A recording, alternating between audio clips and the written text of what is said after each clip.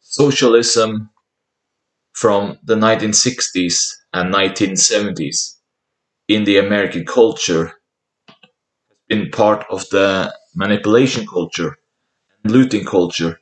You can even see this today when you see people in media or on YouTube or social media. They have all ties to that culture. I think that in the 50s, I can't confirm this, but I got this from a source from Thomas Sowell. I think that's how I pronounce the name. It's called "The Future of America," and it's very interesting how he describes his event that people in the 50s had the common rule that you should not lie, you should not steal. But the 60s and the 70s, people began to be more manipulative and more of the looters and criminal type, and that's how the liberals and socialists in the United States work like. The only way to fix the problem is really to have more parties, because centralized voting is what creates this enemy image in your head that one is the enemy. So you can have like a Labour Party that is social democrat, or you can focus more on the libertarians, or you can have like a right wing party or anti immigration party. I'm just suggesting some stuff here. But the point is, due to the centralized voting, the goon culture, like the bullying, it's very rampant in the United States.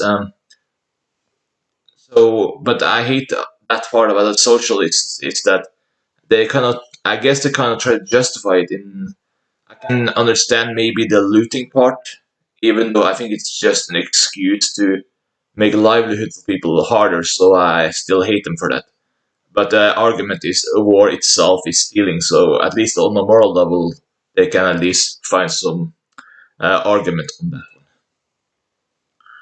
that. Meanwhile, manipulation is just bad voice, and I hate them for that.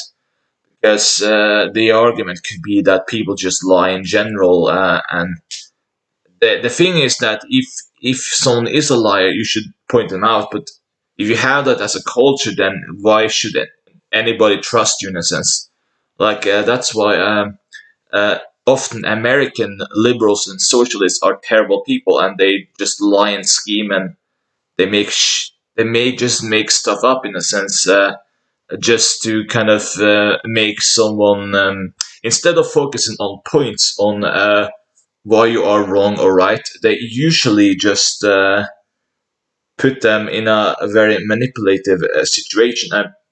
And the thing with Trump voters is the reason why they acted like the big douchebags in a sense is because of the socialist liberal culture that started it first. So the whole being a big jerk is purely a revenge for that culture that socialists created. So it is socialists' fault that they created this. It's their fault. They should have complete ownership over that, and they totally deserves some stuff about it. But if they even want to fix this, then they should just look at themselves and think, "Huh, I wonder why people are rude to us."